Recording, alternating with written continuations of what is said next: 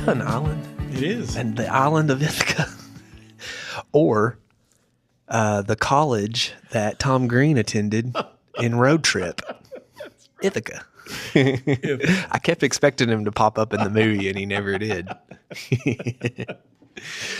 This week we are, I guess in a way, jumping on the bandwagon. At the time of this publication of this podcast, Christopher Nolan's The Odyssey has taken over summer, both good and both bad. And it's a good movie. Everybody, just get over it. It's a good movie. It's fun. It's fun. Gosh, everything doesn't have to be so heavy. Okay. But anyways, we are talking about the Odyssey this week, but specifically the graphic novel adaptation by Gareth Hinds. It took me about a day or so to read this. Yeah. How long did it take you? An afternoon. Yeah. Really easy read. We've already talked on your show With Honors, where can you find With Honors? You can find it on Spotify, but you can more easily find it on Apple Podcasts, and you can visually find it on YouTube. By the way, also, I forgot to mention, we're in BDR Studios 2.0 right now. I really feel like, we hear all the time when we're listening to our podcasts ourselves to double check ourselves, right? It's not because I like the sound of my voice. I actually hate it. I just want to make sure I don't sound like an idiot. We'd always get, it's giving ego. And now people are going to walk by and we're going to, it looks like, I feel like I'm on freaking college game day right now. Wait till they walk into my classroom and see me using my mics to teach my class. You're about to get up on the chair and take your shirt off and do the Trojan horse. I'm going to stand up and say, a man. I do need to get BDR put That's here. right. Okay. That one's for Nathan Aaron. He does that. Does he even listen? That's another thing. Does Nathan even listen? Throw us a rating, Nathan. Throw us a rating. Yeah. Come on, man.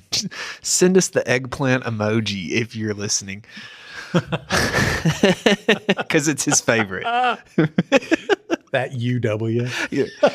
How do I know the difference between summer and school is because we are Giggle Squad when That's we get right. in the summer. We're like, let's talk about race and let's talk about Because we're all rejuvenated. society's ills. And then we come into school and we're like, hey, send us that eggplant emoji. We're laughing to keep from crying. Anyways, Gareth Hinds' novel, we talked on With Honors about it. It is consumable. It's something that you can easily read.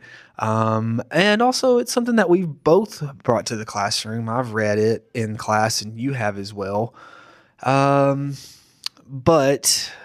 it's hard for me to say if this one covered all the things in the Odyssey because it's been so long since I read it. I last read it in Linda Knoll's class and at Tennessee Tech University. Shout out to them for hosting us all summer without their knowledge. I guess they had to know. We had to rent a study room. But anyways, we talked about it on your show from a teaching standpoint, but obviously from this one, we're talking about it from a reading literature standpoint. What are your takeaways from Gareth Hinds' adaptation? My takeaways, or like from what I've read, or my feeling about my reaction to it. I guess like your reaction, or like, did you feel like it was sufficient? It's fine. Yeah, it's fine. Yeah. It's fine. I think I gave it a 3, which I'm jumping That would be ahead, fair. but I think I gave it a 3. that would be fair. It's enjoyable to read. Yeah. I think it was okay. So, the graphic novel is something that you and I have discussed once. I think in my time of reading with you, so gosh, what's that been, like 4 years, 3-4 years now? Yeah. In that span, I know that we've read Why the Last Man. I've read a couple of Star Wars Darth Vader Oh, yeah. comics. They're comics. I don't want to call them that, but they are. And then this one. So really, it's like a different kind of genre in a sense. It is. So I appreciated reading it for that aspect of it. Yeah. So years ago, when I was going back through the Iliad and the Odyssey, I didn't realize that Odyssey does not immediately start with Odysseus himself. When I went back through a translation of it, I was like, what are all these books about Telemachus and everything? Like, why are we still about Telemachus having to go around and ask Menelaus, what was this and what was that? Like, Where's Odysseus? You mean I got to wait how many books before I finally get to Odysseus? So I was a little bit slow to that. I've been through a translation before, and if you were to ask me, translation in one hand, Gareth Hinds graphic novel in the other, Crockett, which do you want to spend your afternoon with? I'm going to pick the graphic novel. I was thinking about this over the weekend too. Are audiences today, readers today, classrooms today just different? And if I'm sitting down to pleasure read Odyssey, I would way rather have this graphic novel than the 1,000-page translation of Homer's epic. Sure. It's just so much more of a slog. Now, which one's probably better for you? Which one's probably more authentic? Yeah, I should probably pick up that translation. It's probably better for me. But I already pick up a lot of weights during the week. And I don't know that I need to be lifting that up and putting that down, lifting that up and putting that down. If I'm spending some time pleasure reading, I mean, I want the pleasure out of it. And it's just a lot to have to dig through. Also, too, from a teaching standpoint, I don't think you could ever get through the Odyssey in a semester. No, but we have all of those paperback copies down there. We have class sets of it. Yeah. Which begs the question, when did we buy those and for whose classes? I believe we used to use that with freshmen. Oh, wow. Freshmen. I'm certain they didn't use the entire thing. I'm certain they just either bought them and had them or they used excerpts. But no, I mean, I've heard of Odyssey being used with 9th grade and with 8th grade honors before too. I think in 2026, though, most of us are just going to be going to like the graphic novel or a leaner adaptation of it. I think, too, you get the this is getting into the Reader's Digest, but In a little bit. yeah, you get the gist of the story and you get some themes and you get some characters and you get some motifs and you get the adventure and all that with this graphic novel adaptation without, like you said, having to spend 1,000 pages on, which we love to read. You and I love to read. I love to read. And I want more people. That's another reason for this podcast. I want my kids to read, but I also want our friends to read and, people who listen out there to read and see that it is fun. But I mean, let's call a spade a spade. When you dive into a 1,000 page book, there is a little dread in there. I mean, there is for me, because it's like with The Stand. No, I remember. I mean, I got through it, but it wasn't like a straight through run. Right. You know what I mean? We would read chunks and then I would be ready to kind of move on to something else. And I don't know. I don't, and maybe that's like a personal thing, but I just spending 1,000 pages with something is a long thing. And then also too, these translations are going to be dense, and it's, I don't know. In some translations are better than others. And what if I've gotten a bad translation and all these things? So I like the graphic novel for something like this. It keeps that ancient story, that tradition alive for, like we were saying, like a younger generation. Yeah. We talked on my show last week about how there's a difference between reading the text and the performance piece of a text. And Homer's epic was originally going to be something that was told out loud. Like you see that in Nolan's movie, you see the orator, the bard, the speech maker, the shop, whatever you want to call him, that he's standing there and he says, "A man, bum bum," and he's telling this story. That's performance. Most of the audience was not going to be so literate. I mean, at what point was it expected you were going to sit and read the entire Odyssey or the Iliad? That didn't come about for thousands of years. And even then, it was at the educated level. You take another equally dense, well-written, but densely written archaic book, or I shouldn't say archaic, antique, the Bible. Who sits and reads the Bible cover to cover in one sitting? Who sits and reads the Bible cover to cover, even in just like a span of like 3 or 4 days?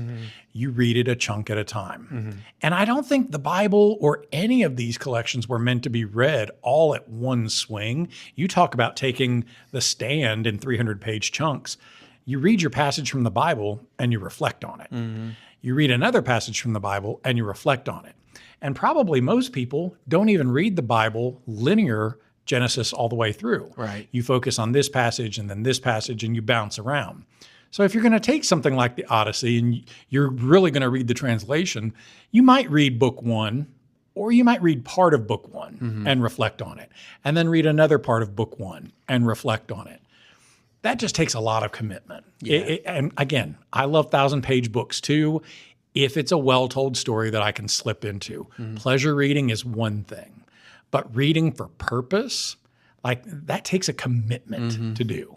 So I don't think it's something that would just be, oh, I'm going to pull this off the shelf for a bit of light reading, like Hermione Granger or something like that, right? You're sitting down to make a commitment with this. Yeah. But for pleasure reading, yeah, I would way rather pick the graphic novel. It's funny you were talking about the Bible, because I think it was yesterday I was reading a novel about another translationist talking about Nolan's adaptation and all this stuff. And they had mentioned, well, in the original Greek. And I was like, oh gosh, here we go. Yeah, I was right. We've got biblical scholars after this now. Because how many times do we hear, in the original Greek, it says this, this, and this. Oh gosh. Yeah, I need, and again, it kind of hits the highs, and it doesn't really like get too in depth. But I enjoyed reading it. Like I said, it took me a day and a half. A day and a half or so. I wasn't like blown away by it. But I mean, when I watched the Odyssey in the theaters, I knew what was happening. Oh yeah. But also too, this is something we, I guess, didn't talk about on the other one, and we will talk about when we talk about the movie.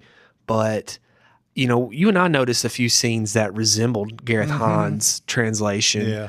But also, I'm wondering, is the structure similar too? Because you were talking about how like there's so much of Telemachus from the beginning, and then you get to Odysseus.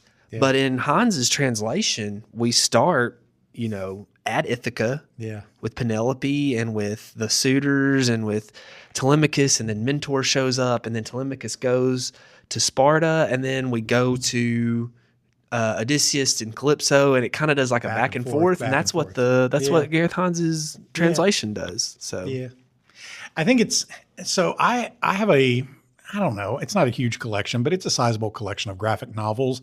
I used to be way more of a reader of graphic novels and comic books, and I've really slid off that plateau in just my adulthood. I used to read these things all the time. And when I would post about books I've read this year, friends would be like, oh, here, I thought you had read 72 books, but I realized that 50 of them were graphic novels. As if that's, you just looked at it and you were done. A well-written graphic novel is going to have artwork that helps tell the story. Yeah. It's going to have choices about which panels, which point of view, what dialogue, what exposition. How do you do this in a visual way? How do you do it from panel to panel? How do you do it from page to page?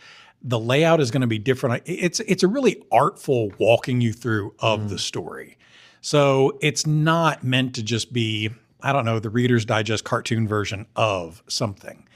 But graphic novels, because of what they are, just do not have the extensive literary writing, maybe the literary sophistication of a novel or a word-for-word epic. They just don't have that. And that's okay. They're just different things. It's like when we say, well, I watched the movie. Okay, but was that the same as reading the book? Not necessarily, but it can be valuable to watch that movie for what it is. It's its own performance. If I'm looking at this graphic novel, I think the art is okay. It's okay. It's fine. And I say that like some armchair critic criticizing Christopher Nolan's movie. He did okay with this right here. Dude, there's so much work that goes into this. I do not mean to deride the art of the book, but it's okay, right? I feel like it's not typical graphic novel art. Yeah. But the story is well told, and I like the way that certain scenes were focused on in there. I don't know. I liked it. I didn't love it. I like it. But I like it. Yeah, definitely, like we were saying on your show, a good crutch to use in class, right? Like a good You're reading The Alchemist. It goes perfectly with that. Or, knowing what I know of the Odyssey, I could sit down in an afternoon and go through it. Mm-hmm. And you're not going to have any stumbling blocks. It's going to tell you this story. You're done in an afternoon. I just think that the graphic novel makes it accessible. Very accessible. Yeah, like I said, I don't want to get into like, oh, well, this is the digest of this, and well, you don't really need to read the Odyssey because you've read the 5-minute cliff notes or the AI generated 1-minute video. Mm-hmm. Do you know what I'm saying? But I do think that I don't know. It's like I said, it kind of the story of the Odyssey kind of fits the format. Yeah. I don't think that you can do everything as a graphic novel. Right. And I think that the fantasticism of it all fits into a graphic novel format. I think that Gareth Hinds did a good job with it. You were talking about like the differences in graphic novels, like in comics and the denseness of it all. And you and I talked about this too.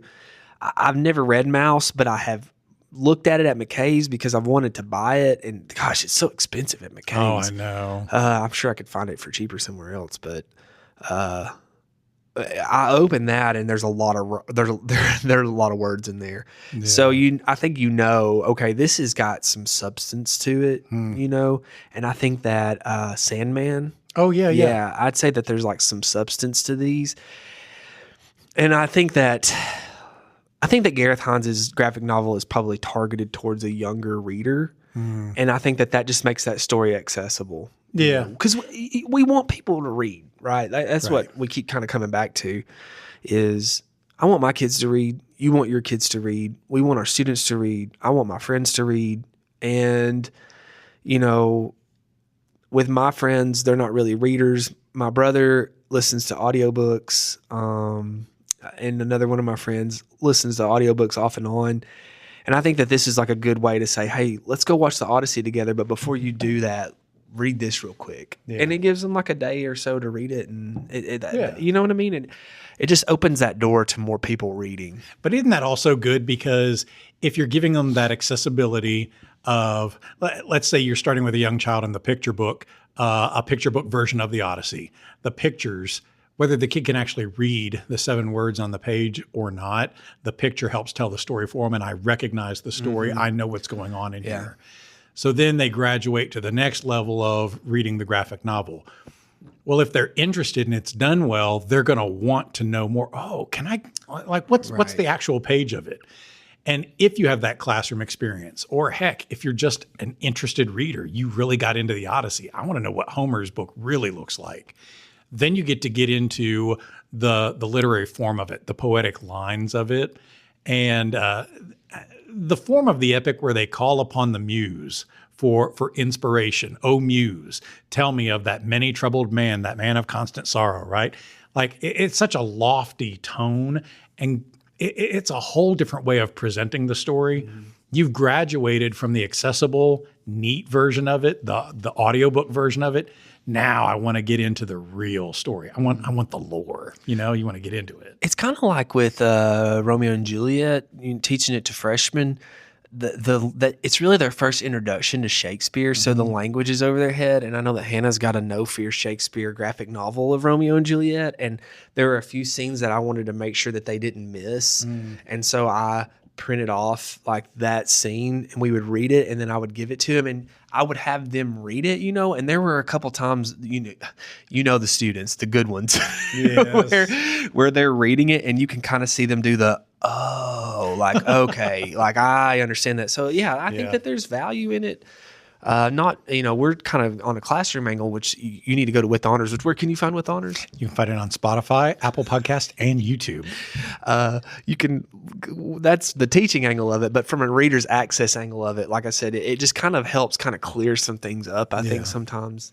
I'm going to say this too. As a guy in high school who was a big nerd, I loved D&D. I loved the Roman Empire. I loved the typical nerdy kind of stuff. And so when I'm sitting in an English class, and I had great English teachers, but if I'm sitting in the class and it's a boring day or whatever, I'm leafing through the textbook trying to find something neat to read. And if I land on Beowulf, I'm landing on Beowulf. What the heck is Beowulf? This looks cool. He's fighting a dragon, and I'm going to go back and start reading through. if I've read the graphic novel version of Beowulf, that's fine, because in the same way, it presents it in a very visual, accessible way. And I have a couple of good graphic novel versions of Beowulf in my classroom. That's great. But they are no substitute for either of the translations that I typically use in the classroom. There is no substitute for the reading out loud of Beowulf in our classroom. Man, it just hits so much different when I'm reading of Grendel's attack on the Danes or of Beowulf's boasting in the mead hall. Oh my God, what do we tune in for? We tune in for the battle scenes. That's what we're there for. It's like watching WWE between Beowulf and Grendel. And this is, I swear, every time we read it out loud in class, nobody's sleeping. Everybody's staring at their book, and Crockett is reading it out loud like the bard is supposed to perform it, like the shop is supposed to have performed it for the king. Like, this is what we're there for, right? The oratory of that experience captures it in a way that the graphic novel just can't quite get. But in the absence of any of that, the graphic novel is a great first step into that. And then if you turn out to be somebody who's like, you know what, I'm into Beowulf. I love all that stuff. I love the dragons and gods and monsters, or heck, you know what, Beowulf is a story. Something that I teach in class is that Beowulf is the story of the veteran, and how we are a society that owes a debt to the veteran. You're going to tell me that the Odyssey is also not an exploration of the veteran and the traumatic experiences of war and what our choices and what. There is no way we escape a conversation about that. And if you turn out to be somebody who's like, I really get into all of that, you're going to want to actually go back to a good translation of it. Also, too, I was just thinking, like, this version, too, we were talking about using a graphic novel as an introduction or like a good review or just kind of like a fun little thing to do and get a hair of that merit out of it. Do you know what I'm saying? I'm thinking, too, when my kids, you and I talked about, like, well, what age do we let our kids watch the Odyssey? You know, you were talking about with Atticus, should I let him go watch it or not? And when my kids are I feel like a 13-year-old could handle that movie. Yeah, absolutely. So in 5 short years, when Annabelle Haston is, ready to, well, what about this? Christopher Nolan's come out with this movie this summer. Well, I can remember when you guys talked about the Odyssey. Well, hey, read this first, and then we'll watch the Odyssey together. It's a good way to introduce it to that too. One of the big pushbacks I've been seeing from a lot of these translationists has been the characterization of Odysseus in Christopher Nolan's movie, where typically he's seen as this like master strategist and a lot of hubris. I think a lot of people are kind of identifying Matt Damon's depiction of Odysseus as like remorseful, maybe a little bit more deep thinking, not as like what am I trying to say here? He's just kind of like a more of a modern take on it, as you would expect it to be, right? It's 2026. How did you feel like Gareth Hinds characterized Odysseus in the graphic novel? Because I'm kind of just running through it in my head really quick. I don't feel like that there was like any great characterization of Odysseus in the graphic novel. I don't think so either. And true talk, I think we're kind of losing the point if we're trying to heroize the sly fox, trickster strategist of Odysseus, because that's the mythic proportion of the man. And mythic proportion is all well and good for an epic that you're trying to like sing about the chant, but really the reality beyond that is always so much more grounded, right? If students hear about the legend of Drew Haston before they've had him in class, and it's like, oh, you're going to love him. Oh, there was this time. You should have seen his room. Oh, man, there were kids everywhere. It was the place to be. Blah. And then they come take your class. How are you ever going to live up to the epic mythic proportion that has been cooked up into their heads, right? When the reality may be much more down to earth, but at the same time, much more relatable and valuable. Odysseus in the Iliad is a trickster strategist. I get that. But Odyssey is where you're paying the price for those choices, and you're being punished for an extra 10 years on this voyage. He's nothing but haunted by the choices and the consequences. So why is that bad for Nolan to characterize, or for Gareth Hinds to really show a more haunted Odysseus? In the graphic novel, especially the older version of Odysseus that you see, boy, dude is haunted looking. Like I know he goes around without his shirt on at times, and it's like he's skeletal. And I know he's older, but he's skeletal almost. Even though he's muscled up and everything, he's still really lean and ragged. His hair is bedraggled, hanging down. He's haggard. And his eyes, too, are just so much more like they're rounded. That's a guy who has spent years haunted by all of their deaths are my fault. All of these years that I've missed on my child growing up are my fault. And I think Matt Damon, and the Nolan movie, I think that was a great way to represent it. We've gotten away from the epic man, because that's just fairy tale fantasy. What do we really know about the story? The man himself is actually paying a price. Do you think that's a difference? So you and I have talked a lot about how storytelling has evolved. Do you think that that's just an evolution of storytelling? Is like, I don't know. And why do you think that is? Like, I did watch a video on this. It was talking about how, at the time of these writings, we're talking about like Alexander the Great conquering and warfare are really what is celebrated at the time. And I guess we're maybe in a little bit more vulnerable of an age. I think there are those who are trying to change that, but we don't need to have that hero necessarily anymore. Does that make sense? And so maybe we are thinking like, I want to see myself in Odysseus. I don't want to see Alexander the Great. Yeah, it's my thinking is it's a maturity on behalf of the audience. Yeah.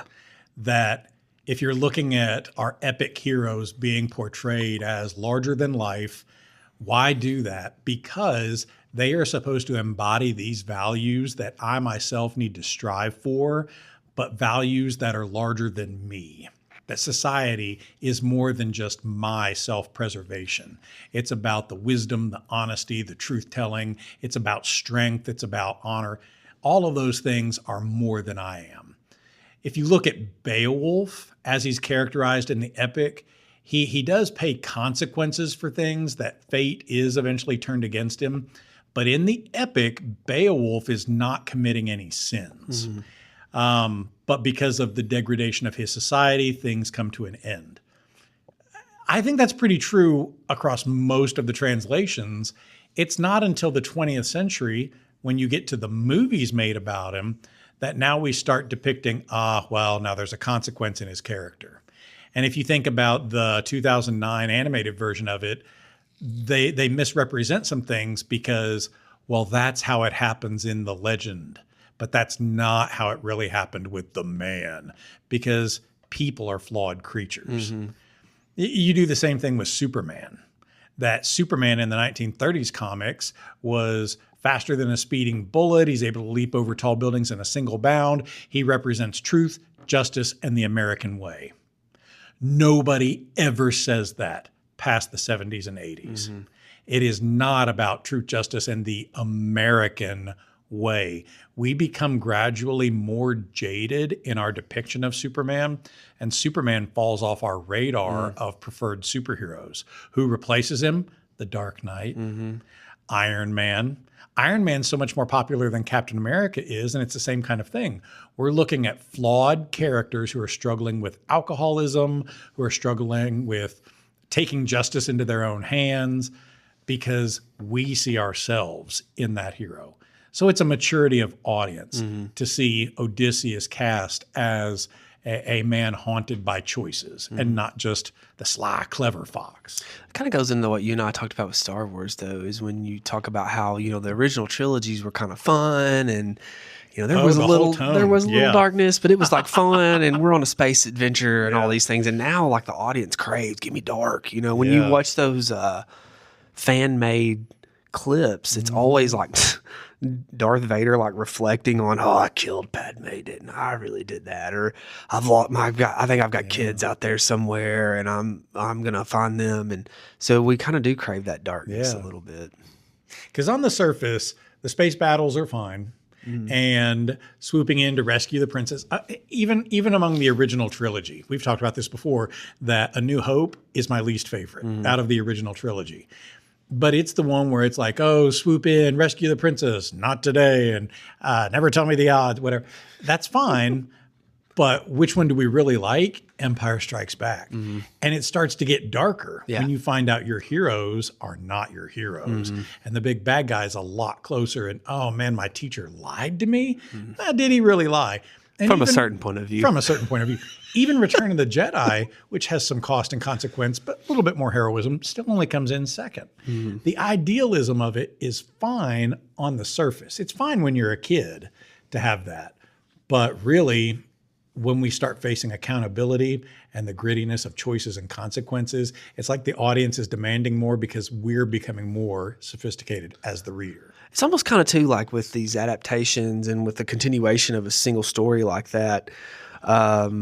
Your characters are developed so far. You as an audience, maybe subconsciously, are starting to think, I want to get into that psychoanalysis of everything. It's like, it's fun to see, oh, Darth Vader's the bad guy. Oh, he's his dad. Oh my gosh. You know what I mean? And it's like, he's never going to turn Luke. And then he finally does turn. And then you get the prequels and it's like, little Anakin, I know where you're going to turn into, and then you get to see that whole characterization flesh out. Well, the creators are still continuing that story. And so you as an audience are sitting there kind of saying, well, what else is there to tell about Darth Vader? You're going to I mean, honestly, I don't know if you ever watched the Obi-Wan series or not. Yeah. So, let's be honest, it wasn't that good. I hate to say that. I know, I did too. I love Ewan McGregor, and I don't know if I ever sent that to you. I don't know if I have access to it. Someone had taken the best bits and cut it down to an 1.5-hour movie. Oh, it was fantastic. Right. But, man, the best parts of that show were when Darth Vader is like hunting him. Yeah. And when he's got him in the fire, but it's because it's like I said, this character has been fleshed out and we know all about him, but we don't know necessarily what's going on in the mind. Yeah. And so now we desire that. And if we got into Darth Vader's mind and we saw that, it's unicorn world, everything's so great. Or coming back to our story, if we got into Odysseus's mind and Odysseus was just kind of like, man, Calypso, she's pretty hot. This is pretty good, which it kind of is like that, but you realize he's under a trance, it just wouldn't feel right. So I guess that's part of it too, is these characters have been fleshed out so much. There's only really one direction to go with them. The same kind of thing happens in our video games too. You look at, in the 1980s, the two most popular Nintendo games were Super Mario Brothers and Legend of Zelda. And Legend of Zelda 1 and 2, you are in both cases fighting against an evil wizard.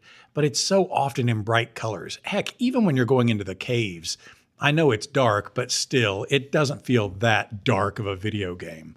And then finally, when they come out with Super Nintendo, A Link to the Past, a brilliant game, one of the most successful ones, has a little bit more darkness to it. But then as they progress onward, the very next one, Majora's Mask, you have a giant maniacal moon looking down at the world, threatening to. And then the one after that is Twilight Princess, a world draped in shadow.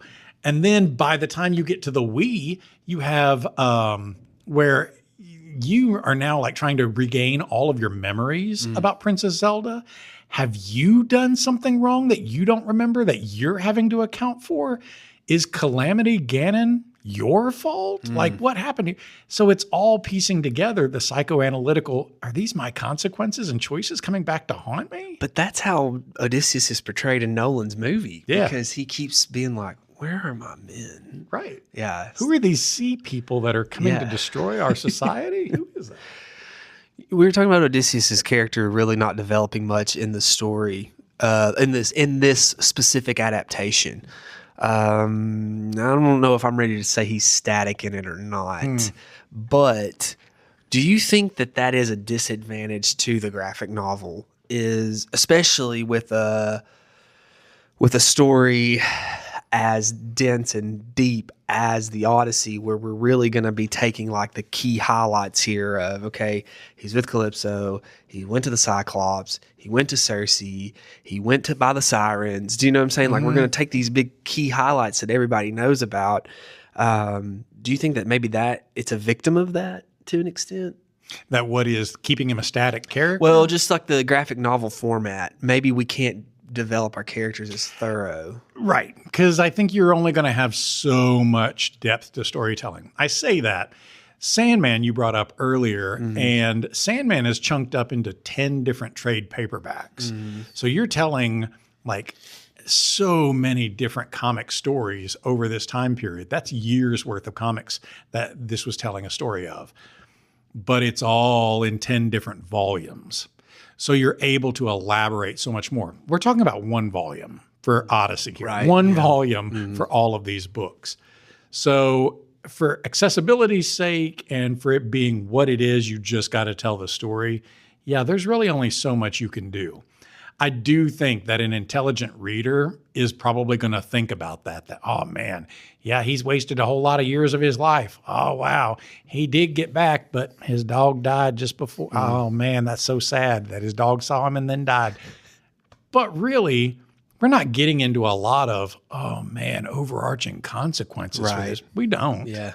Matter of fact, like if you think about, I mean, he's with Calypso for how long? And he's with Circe for how long? And we can't listen to the Sirens, but I'm going to listen to them. I mean, Odysseus, dude, you say you love your wife, but you're doing an awful lot of things with these other women. And the comic doesn't bring up that. Like most of these representations don't bring that up. Well, not the consequences, but it does mention with like, because I think you said Atticus even mentioned how... Does he not realize he's got a wife? Because in the graphic novel, that's one scene that you and I talked about might be testy for class is that Athena or is that Nike that comes and tells Calypso, like, you've got to let him go? Because, you know, Nike is like Athena's runner. So, no, Nike's Goddess of Victory. Oh, okay. I'm sorry. I'm just thinking at the Parthenon, she's holding Hermes. That's right. Yeah. At the Parthenon, she's holding Nike. She's holding Nike. Yeah. That's right. Because she has victory in her hand. Oh, that's right. I wanted to, Hollis and I went to Nashville the other day and we drove by the Parthenon and I had plans for us to go to Centennial Park and go, but we ended up meeting Josh Haston for lunch and it was a great substitute. Yeah. He's a regular listener. I know we've done a good episode because he'll text me and be like, he'll either like respond to something we've talked about. So I know he's listening. So Josh, I would trade 100 Parthenons for you, buddy. I would. Which he's going to be, folks, joining us for Chronicles of Narnia. We're going to talk about Lion, Witch, and the Wardrobe. So long-time listener, first-time caller. That's what kind of situation we're going to have there. That should be a new show where you sign up for it. You sign up for a Deadman's books, and we'll spin the wheel. Call it long-time listener, first-time caller. Now I've completely forgotten what I was talking about. Oh, Atticus was really upset that Odysseus was just so willing to go back to Calypso, which she does kind of have a spell on him. Right. In a way. But, that's what I was going to say. I'm sorry. But if it were just the one time with Calypso, okay, well, he was ensorcelled. It's not just Calypso. It's Circe. And it's the Sirens that he's entranced by. Yeah. And. Yeah. Tiresias shows up in the graphic novel. I'm trying to think of some of the parts that really stood out to me. I don't know why. Maybe that's just like the oddity of it, because I know that that's something. Well, I know that we'll talk about that when we talk about the movie that I have told you stood out to me was when they take the river Styx, right, to Hades and meet with Tiresias. Because I'm thinking like Agamemnon was in this novel, but very, very, very brief. He was not as prevalent as in the movie. Right. I don't know. What were some of the parts you liked or didn't like? Dr. Laird even brought that up too. Like when you're going through and he sees the ghosts of these former allies and he sees Big Ajax. I love that there's Big Ajax and Little Ajax, right? And Big Ajax is mad at him, but he doesn't say why. And she's thinking, well, what's Big Ajax? What's he mad at? I got to go back into Iliad now and see what's he mad about. So I like that it carries over some of that stuff and you get to see this array of consequences to Odysseus. I I don't know. I like it if for its entirety of being a useful tool in the classroom, but also just a nifty read. Yeah. Again, if it's a visual medium, the art just didn't really sell me on a whole lot of anything. And I don't mean to be such a critic about that, because I'm sure they did way better than I know I could or whatever. It just wasn't like the most artistically pleasing whatever graphic novel that I've seen. And I have a stack of them that you want to go back through and read because of, it's like what sold me on playing a game like Magic the Gathering. Nobody gets into it like, oh, I love rules. I love complicated mechanics. Nobody gets into it for that. You see the artwork. Yeah. And that's what hooks you. And now the kids have got a little taste. They want to keep buying more of it. Well, the same thing with a good graphic novel. I don't know. I think it was neat how it also was pretty faithful to the structure of it, because it would tell you like book 1, book 2, whatever. Yeah. So as far as pacing went, that was great. It was neat how you got to see Athena transform into Mentor, and you're like, oh, you're not really a human being. I can see that here from that. Which I was really disappointed. I know we've got another movie episode that we're going to do. It's kind of like when we do our Lord of the Rings ones right now. It is kind of hard because it's so prevalent in society to not, and we just watched it. I was disappointed that was not very, it almost felt like to me that Mentor was just Mentor, you know. In the comic book? And no, in the movie. Oh, because he is in the movie. Yeah, but it's Athena. But in the movie, that's just Mentor. I know, and that is one thing that I didn't like. Because I kind of did like the thought of Athena kind of like trying to fix things, you know, like, okay, I've got to help Odysseus here. He needs some help. I did like that aspect of it all, but it's clear in the graphic novel, and I knew that because I read the graphic novel. Yeah, and that's what it's good for. Yeah, that's true. I would recommend, if you're thinking about watching the movie, to pick up the graphic novel Why first. not? Yeah. But Why also not? too, like that goes into something we were talking about a little bit with all this criticism and stuff. You know, if you don't criticize it until you've either read / watched it, right? Yeah. You can do that once you do it. You know, if you've got fair complaints, like for me, Mentor, I wished Athena would like. I feel like that's a legitimate complaint because I have read the story or read this. I've read an adaptation. Do you know what I'm saying? Yep. If you're just saying, well, Achilles, about Achilles is not even in either of these, you know, like is not even in the graphic novel, is not even in the movie. Achilles is briefly mentioned because Agamemnon at Hades is like, we've lost Ajax and we lost Achilles, 2 great warriors. So I would say if you've not watched the movie, I would encourage you to do that. But also, I would say pick this up. It's on Amazon for like $11, I think. Yeah. Yeah.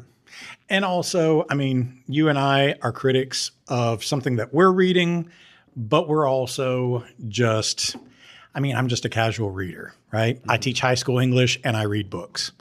But I'm not a publisher of graphic novels. I'm not a writer of graphic novels. I'm not an artist of graphic novels. So it's easy for me to be an armchair critic of something. And Christopher Nolan brought that up too, about people who are so easily criticizing some of these things without actually getting into the process of making, reading, deconstructing, thinking about the theory behind character choices and stuff. It's real easy to be an armchair critic if I'm back in, I don't know, the 70s or 80s, and I'm watching Wilt Chamberlain drag somebody up and down the court, and I'm sitting there, what? I could do way better. What a lame-o, blah, blah, blah. Or if I'm criticizing, Tom Brady in the 2000s about whatever, what do I know about it? I'm not out there dragging that guy up and down the court. I'm not out there having to pass a football with refrigerators running at me. Like, I'm not having to do any of that. So it's real easy for me to be a critic about some of these choices too. I got to remember that this fall when I'm texting my friends about coaching decisions that the Vols are making, because I have the same thing every year. I'm like, is it really that hard to be a football coach? Like, Jeez, is it really? Is it really that hard? Come on, man. We got a new defensive coordinator. That was typically where my problems would be. It'd be like 3rd and 4, and we'd have guys 15 yards back, and I'd be like, is it really that hard, guys? I don't know. I'm not a football guy. What did Nolan say, though? He was like, just because you criticize the mechanism doesn't mean it's the mechanism. Right. Which is what he was saying, is like, you don't understand the process. Right. Which, for Nolan's films, they're not art films. They are blockbusters, but I do think that they are more of like your arty blockbusters. I think definitely Odyssey it fits into that category. I think almost Oppenheimer does too, in a sense. Oh, yeah. But even his Dark Knight adaptations, because I mean those are adaptations of a graphic novel in themselves, and I don't know. I just feel like there's a lot more nuance into those than I don't know how artsy. Yeah. I think Oppenheimer definitely more artsy. Inception, definitely more. And I'm kind of on the fence about something like Interstellar too, right? Yeah. But Dark Knight, I mean, I love the movies. Don't get me wrong. I am not complaining, but definitely feel more blockbuster than some of the artsier choices. Do you think it's because it's superheroes though? Maybe. I think so. But that was something which we've talked about, seeing if Hillis would want to join us on when we talk about the movie. But he talked about how it looked gritty, but a part of that is because he shoots that on the 70 millimeter for the IMAX, which I've read, like, that's why all his movies look the same. It's not necessarily like a stylistic choice. It's because he chooses to, it's not digital. They don't do it digitally. And so that's why it kind of looks a little bit like more darker than typical. So, I'm going to play a game that just popped to the top of my head. Is this Zip, Zap, Zop? Yes. Zip. Now I'm sure, before those of you that actually do listen get your feathers ruffled, I'm sure that there are already adaptations of these, but I want you to tell me if you could pick, this is putting you on the spot. If you could pick, I don't know, 4 or 5 books that you think would be good adaptations for a graphic novel. Because I'm sitting here thinking too, we're talking about like the usefulness of this.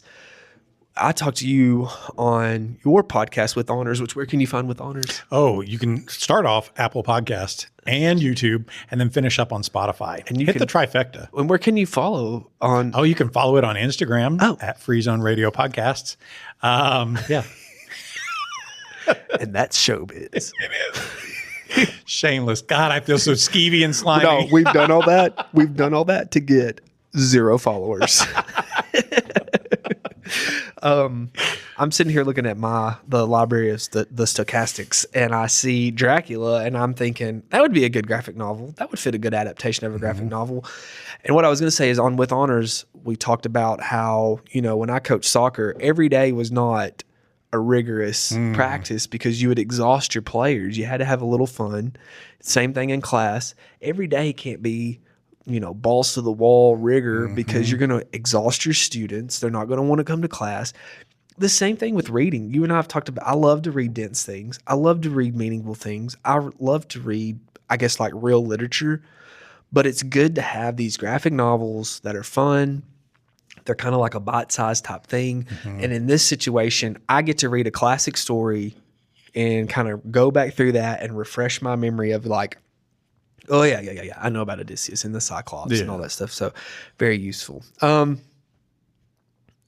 you give me like 4 or 5? Oh, easily. Okay. You mentioned Dracula. Yeah.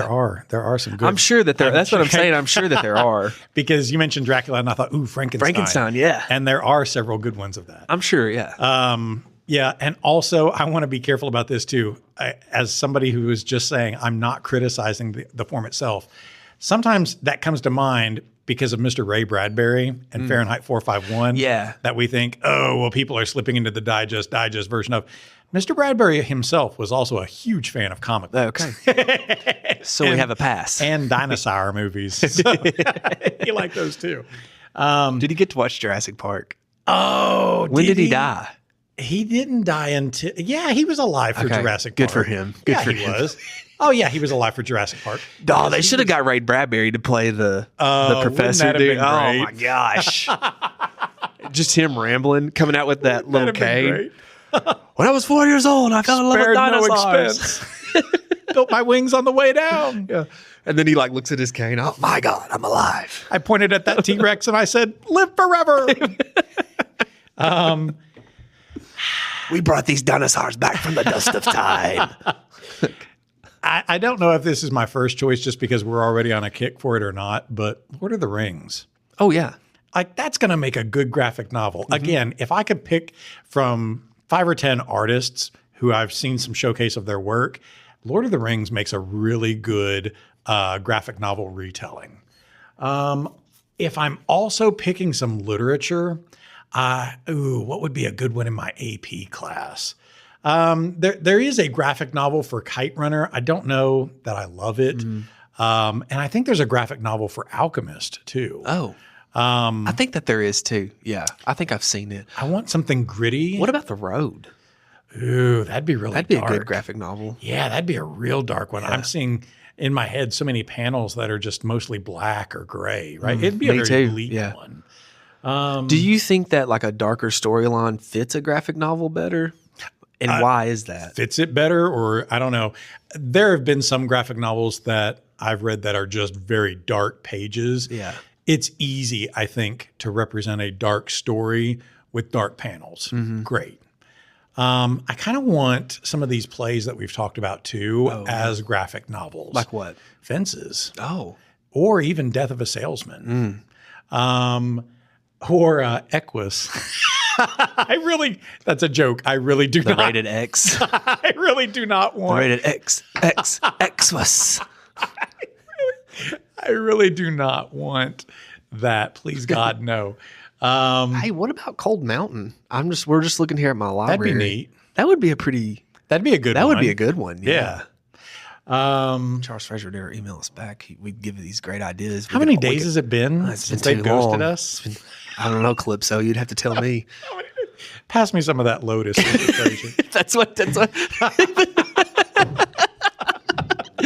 Catherine Fraser probably leaned over with her iPad. Hey, this guy's emailed you back, and that's what he said. Give me some of that Lotus, Calypso. Or is she giving him the Lotus right now? He would have, but the Lotus is so good right now. There is they took the Dark Tower series and made a graphic novel series out of it. I don't love it. I get that the art is probably good for it. I just don't love it. But they did take The Stand and make a graphic novel out of it too. Again, another one I just didn't love. I think. What about James Bond? Couldn't they do a graphic novel? So James Bond? there are some graphic novels of Bond, and it's more, I think, of the Young Bond series where James Bond is like a teenager or like in his 20s or so. That's a really, I don't know. I don't really know, to be honest. You don't think with that you. would be a good graphic novel? I think that would be a great series. Maybe so. Yeah. Oh. I would definitely, if they did like the original Flemings, I Yeah. would definitely buy them. So I would say, yeah. Which the Fleming books are not difficult to read, but I think that graphic novel versions of them would be cool to see a telling of that. That's what I'm kind of thinking here. We're both looking at the library because I've put you on the spot, but I'm thinking of like what books were visually appealing in my mind. This is going to be a problem for me though, because you and I know I do. I get that character in my head. I see what Odysseus should look like in my head. And then when I go to watch the movie or look at the graphic novel, it's not what I had in my head. So the graphic novel Odysseus doesn't live up to what I've expected. Yeah. I'll tell you one that I think would be a good one. Double Indemnity by James Cain. It's a noir. That'd be good. And it's it's one of the famous noir movies. And it's so much fun to watch. I love the noir stuff.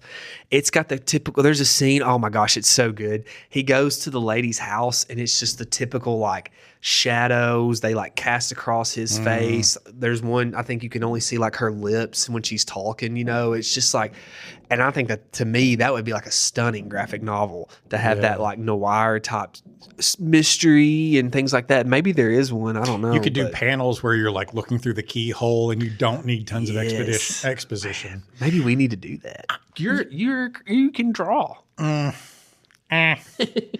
know, I don't know why I didn't think of this before. We are Bob. We are Legion. That would be, I think that would be. Well, I mean, it already has the art in the covers. Yeah, Oh, I was going to say Project Hail Mary because the movie was so visually appealing, but I think that would be a good one too. Yeah, definitely. We are Bob and sugar. There was another one on top of my head. Shoeless Joe. No, I don't think so. I don't think I'm appealing with that idea. No. I do think Dracula would be a great one, and I do think that Frankenstein. I'm kind of would be a great into one. Bond and a noir. Oh yeah, maybe we can do that. Too bad they're not on the public domain. And see, here's another thing. What about where their eyes are watching God? Public domain Great Gatsby, Okay, I meant to which bring. I'm has glad a you said graphic that. novel version. There's a ton of graphic novels I've found out of The Yeah. Great Gatsby. and I don't love them. Yeah, I don't think that it. I do not love them. Here's why I don't think that The Great Gatsby works is because everything in Gatsby's life is so fast and everything is about motion. Does that make sense? That's why I think Baz Luhrmann's film is a great adaptation of it. I know that people kind of knock it sometimes, but to me, when you think of Gatsby, you think of over the top. You think of like motion and momentum and Wealth just and glam. right. Yes. And I think that you can't necessarily capture that in a comic. Like Yeah. you can to a certain extent, but not the Gatsby. Right. And so I think that that's why. And I think that maybe that's why to me with Bond, I'm a little hesitant of it because there's a lot of like movement with Bond. Do you know what I'm saying? Yeah. Like there's a lot of like little spy work and relationship type things. And I'm not talking about like just romantically. I mean like, you know, I got to go meet this guy and I got to go meet this guy. And I think, you know, then you get your car chases and your violent scenes and things like that. So I don't know. I mean, maybe they did it with superheroes. And I think Bond kind of falls into the superhero category, honestly. So, yeah. But, yeah, no, I think that there's too much motion and momentum in Gatsby for that to work. That's good. Yeah. Another one that I think is a no, Roots. Oh, gosh, no. Right? That really feels like a no. I do think, you know, we're looking up there. This is turned into just go through the library. S.A. Cosby's All the Sinners Bleed would be a good one. It really would. It's kind of got that noir feel to it. It's dark and gritty. Yeah, I think that it would. It's not got a lot of movement to it as far as, and what I mean by that is, like I said, like when you think of the scenes in your head. Yeah, I think it would be a good adaptation. Stephen King's Eyes of the Dragon would be a good one. I think that it would because that feels Dungeons and Dragony already. Yeah, that would be fun. I think so. World War Z by Max Brooks.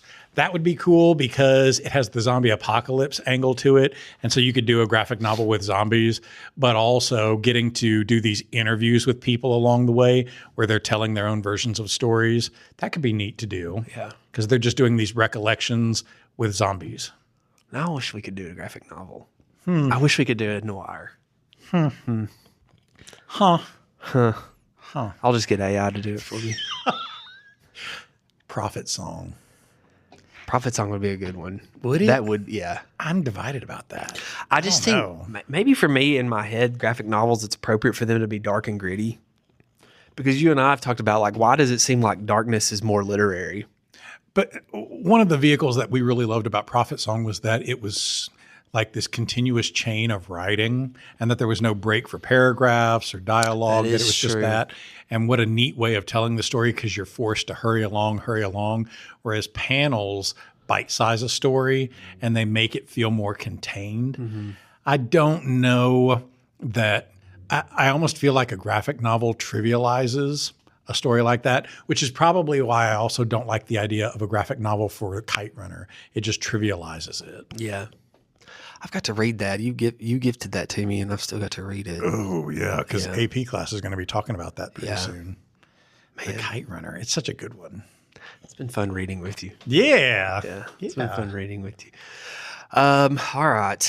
How many stars for this adaptation of the Odyssey? We've already spoiled it, but repeat it. You had said before 3, and 3 feels right in my head. I think a 3 is I don't know good. what I put on my Goodreads score because that might have been inflated by my love of Odyssey over the summer, but 3 feels right for a graphic novel. Yeah, I think, like I said, when sometimes, you know, you and I have talked about how there's like, it's almost like, I was thinking the other day because I was listening to us rate the Two Towers when I was editing that episode, and you know, you were at a 5 stars, I was at a 4 stars, but then I got to thinking about We Are Bob, and we were kind of on separate planes on that, you know, and I was thinking like, we almost need like 2 buckets, right? Like this is more of like the non-literary bucket, and this is the literary bucket, but then we get into the situation of like, well, what if I think that this is literary, and what if you don't?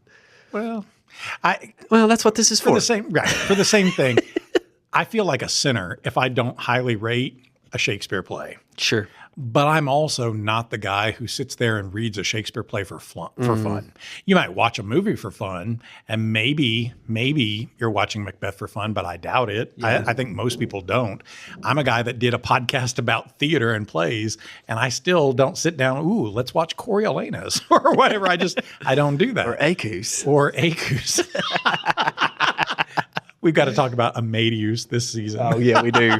Amadeus. But I mean, that's a different thing altogether. Yeah. Well, I was just thinking, like, because we've always said that Cold Mountain is like the 3-star of all 3 stars, right? And you know what, though? The more I think about Cold Mountain, the more in my heart it kind of goes up, because I was thinking about, like, what if you did an Appalachian adaptation of the Odyssey, and you can, but in a way, Inman is Odysseus, right? Yeah. He has left the war, and he's trying to get back to Penelope, and I mean, and so I was like, that kind of is our version of the Odyssey. I don't know. There's been a few times this summer where I've thought back on Cold Mountain and thought, I think that book was better than we gave it credit for. Did we talk about that when we recorded me, Nathan? Did we talk about how Odyssey was in there? I can Was that a vintage episode that people should go back and listen to? Now I can't do 3 episodes in a week. Why are you doing this to me? I was going to go back here and tell what episode that was that we talked about that. But if y'all have not listened to the episode on a Dead Man's Books about Cold Mountain, but you love the Odyssey, you should probably go back and listen to it and think, is this the Odyssey? Because I think it is. Because I think it is. That was back when we had the month of Frasier, and that's where the inside joke with Charles Frasier being on the show was born. I was thinking too, Randy Cribbs, love that guy, right? Like, it's such a nice guy. He and I had a good conversation when we got done. He was like, when you come back to St. Augustine, let me know when you're in town. We'll go get a coffee together, just to hang out, not to talk about books or anything, just to hang out. And I was really appreciative of that. And he and I have texted just a little bit. It's not been a lot, but just kind of like hey, how are things? And do you have an idea for who I could talk to next and things like that? And I was thinking about my dumb question where I was like, oh, so you've met your Charles Frasier? And I'm like, just like, dude, you're talking to a guy who's published 13 books. Like, shut your mouth. You're talking to a big deal. I was like, I bet he was just like, what am I? What am I? Episode 25. Episode 25. Go back and listen to that. That's a long time Was ago. that on the old microphones? No. I think Nathan's was. Yeah. That was when I was like buying one at a time. And Nathan, because I can remember he would hold it like this. Oh, yeah, like, that's right. The good old days. The good old days. The BDR Studios. That's where the name came from. That's BDR Studios. So was this BDR? I just about gave away what BDR stood for.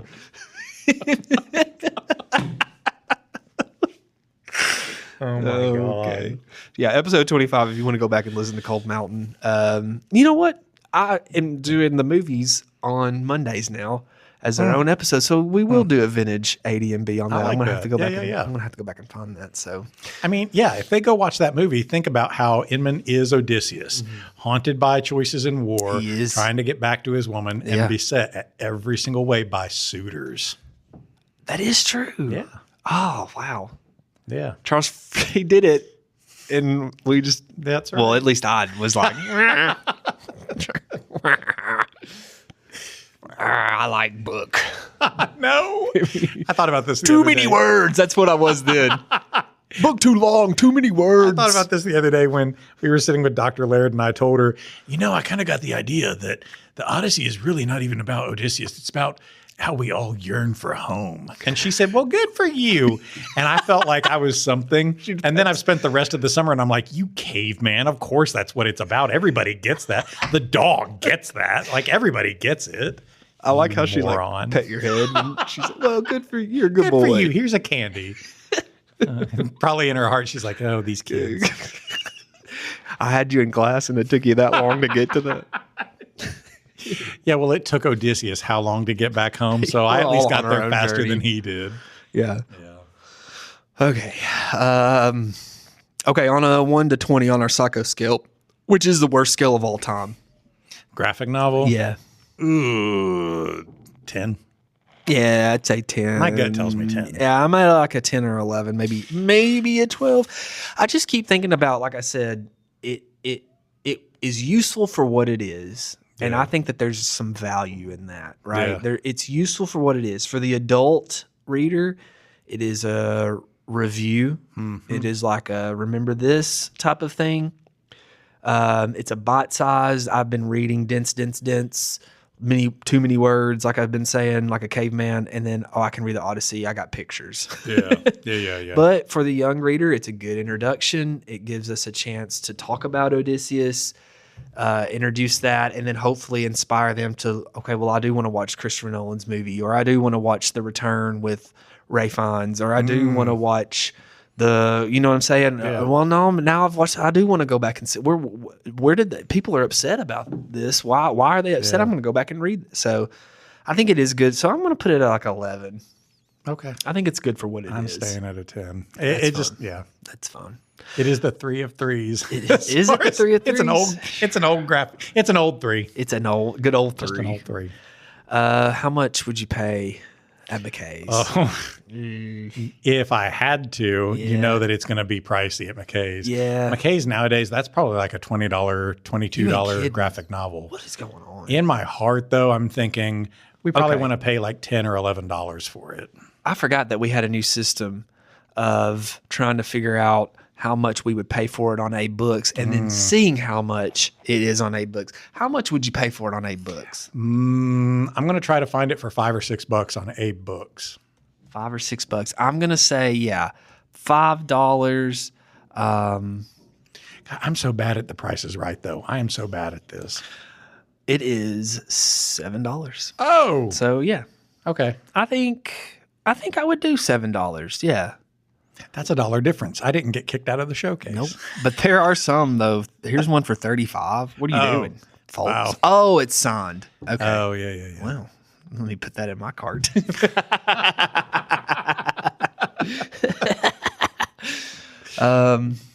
Yeah. So, who are we going to say thank you as? You have to look up Gareth. That's what I'm Hinds. doing. Oh gosh, he's going to come across this and be like, "These guys." Who are these dirt bags? There's like an updated version of him. There's like an Odysseus picture of him with Calypso, and then there's one of him like That's the one I'm looking at. Yeah. Yeah. Okay. Hey guys, did you like my graphic novel? That's fantastic. My name's Gareth Hinds, and I just want to thank you for reading it. I've also got Macbeth. I've also got other ones. I haven't come up with an original story on my own yet. No, I'm just kidding. That was a joke. Okay. I took it too far. Thank you, Gareth Hinds. Okay, your turn. Mine's when he's doing a promo for the book. Okay. Okay. Oh, hi. I didn't see you over there. Come on in. I've just got my paints here, and I was going to be making a new version of the Odyssey here. You know, it's the hit of 2026. Well, I happen to have my own book of it. And I also did the Iliad too. You want to see that? Come on in. I'll show you around. Hey, just let me tell you. Thanks. It's kind of like with the Matt Deadman when he comes in. He says, before Nolan did it, I did it first.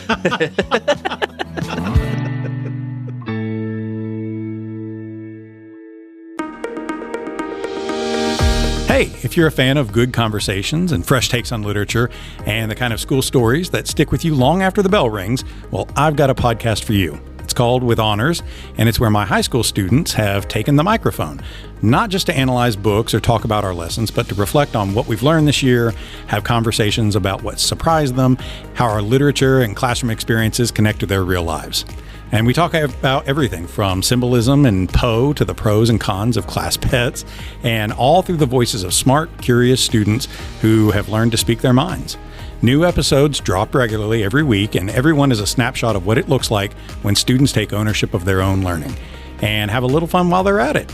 You can find With Honors on Spotify, Apple Podcasts, and our YouTube channel, so check them out.